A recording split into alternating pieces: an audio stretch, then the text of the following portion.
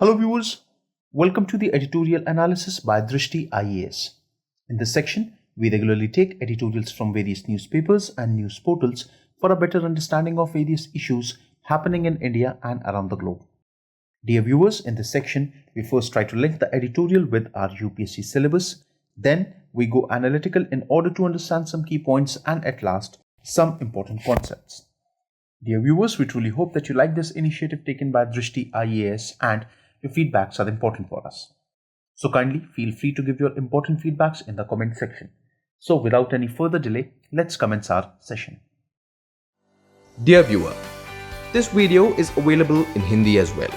If you wish to watch it, please visit our Hindi YouTube channel, Dristhi IAS. For your convenience, the link for this video in Hindi has been provided in the description below.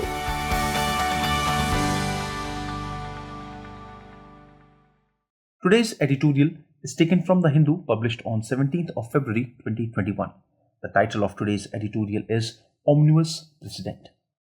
If we try to summarize today's editorial, we can say that with Trump surviving the Senate trial, his politics will remain relevant till 2024.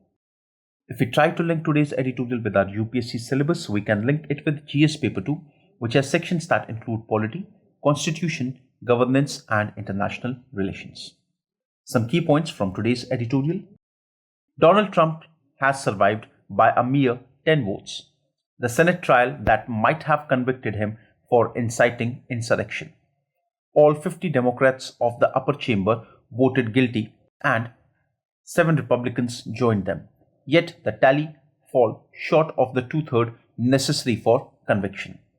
The charges framed against the former United States President came from the House of Representatives, which impeached him for the second term last month, this time for goading on a mob to attack the US Capitol building on January 6. Now viewers, in this editorial we are talking about the impeachment of Donald Trump. Donald Trump survived this impeachment by a mere 10 votes. Now this impeachment, the charges that were framed against the former United States President, it came from the House of Representatives, which impeached him for a second time. This time the reasons that were given were that Donald Trump was responsible for goading on a mob to attack the United States Capitol building on 6th of January. Now, Donald Trump in 2019 became the third United States President in history to be impeached by the House of Representatives. The two prior impeachments that have taken before Donald Trump were Andrew Johnson in 1868 and Bill Clinton in 1998. Donald Trump survived this impeachment when 50 Democrats from the upper chamber voted him guilty and 7 Republicans joined those 50 Democrats. However, these numbers were not sufficient enough because there is a requirement of 2/3 members that is actually mandatory, or you can call necessary for conviction. Now, if we speak about the Congress of, or you can say the Parliament of United States, it should be noted that in the upper house, or which we call as Senate in United States, it has 100 members with 2 from each state. They serve for a duration of 6 years. It is the most powerful house of the world. The lower house has 435 members with a 2-year term. American Congress has special power that it can increase allocation given to an agency in the budget. Also, a president has a qualified veto, that is, if he vetoes a bill passed by the Congress can overturn the veto by passing same bill with a higher majority. However, this kind of facility is not present in India. An American president, unlike Indian president, can hold a bill for maximum of 10 days. Now, if we speak or if we talk about how exactly an impeachment can be conducted, so the US Constitution states that the president can be removed for conviction of treason, bribery, or other higher crimes or misdemeanor. In India, the president can be removed only for violation of the Constitution, and the Constitution does not define the meaning of the phrase violation of the Constitution.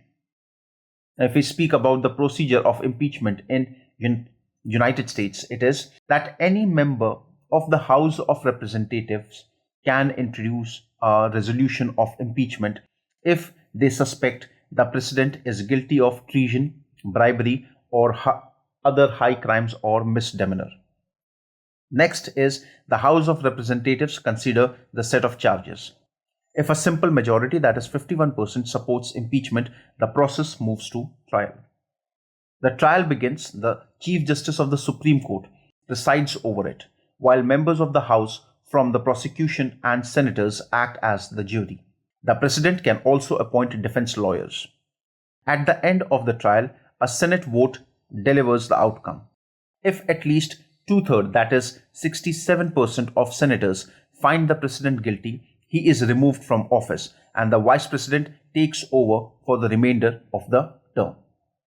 So this is something with reference to the impeachment process in United States of America.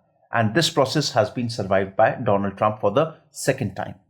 The attack came after the months of sloganeering by Mr. Trump on Twitter to the effect that mail-in voting, a necessary feature of the pandemic-era election, was fraudulent and that his supporters ought to #StopTheSteal. Now, why exactly the Capitol Hill incident took place? It was because from the beginning of the elections, Mr. Trump has been regularly very vocal on social media and he has been instigating his supporters that the new facility of mail-in voting. Now, this mail-in voting was introduced under special conditions because of the corona pandemic. Mr. Trump from very start has been stating that this is not the right way of conducting elections and there are chances that several faults have been done in election through the mail-in voting. He also started a hashtag which was known as the hashtag called #StopTheSteal. Statistics from every previous presidential election suggest that this claim is entirely unfounded. However, when checked, it was found that all the claims that were made by Mr. Donald Trump were false. The result was that a woman was killed at the site of the siege and 4 others died during the course of the attack and its aftermath, including a police officer. Now, because of this violence, a woman lost her life as well as 4 other people, including a policeman, lost their lives. Beyond the loss of life, the attack was recognized by Joe Biden as an unprecedented assault on the soul of American democracy. Now, we should see here this situation as the situation which actually brought shame to American democracy. Mr. Joe Biden also criticized this attack a lot and said that it is an unprecedented assault on the soul of American democracy.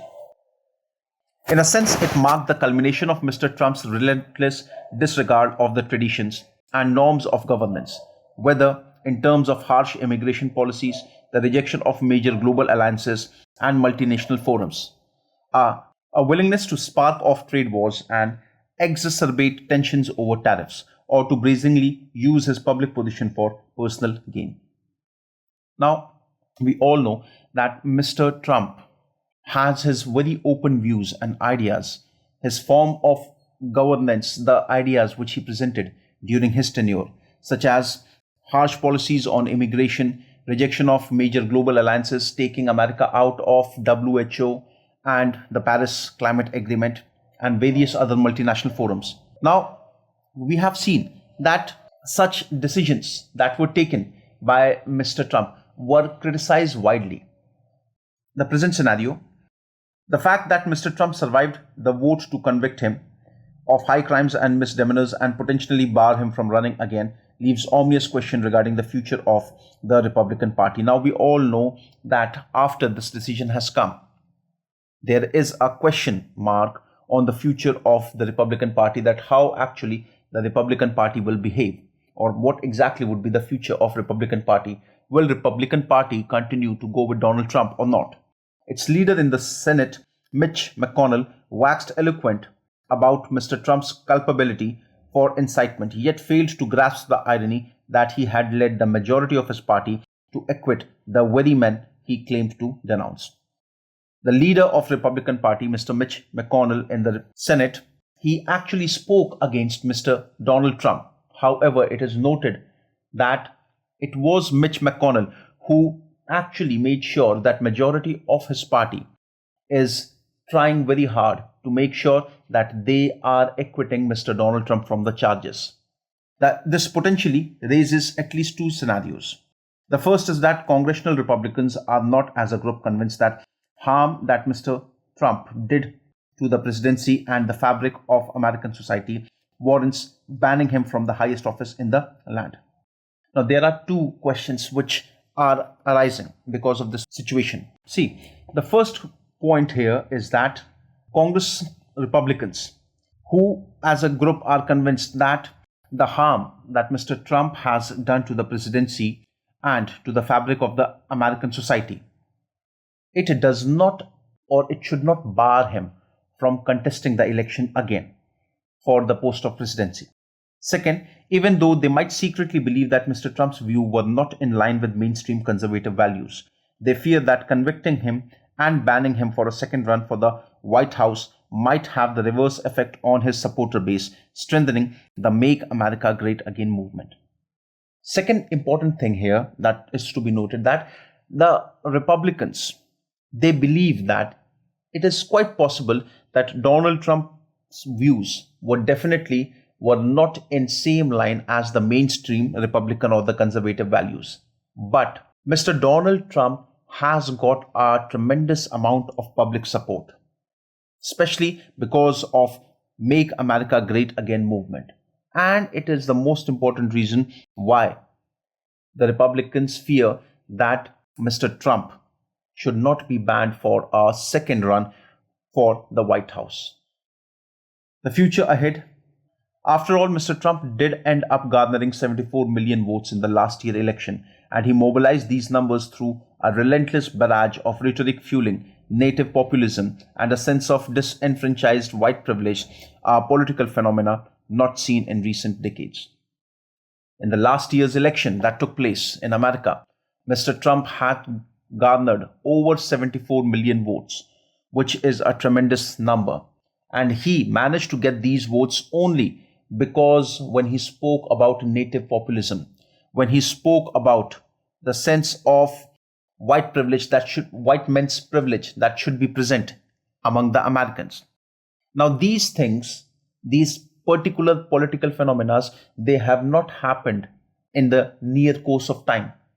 It is for the first time after very long years that Donald Trump has actually managed, he actually raised this issue before the people, and people also supported him.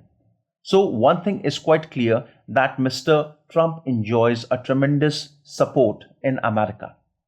It doesn't matter how much you criticize him, but it is to be noted that he has got a face value.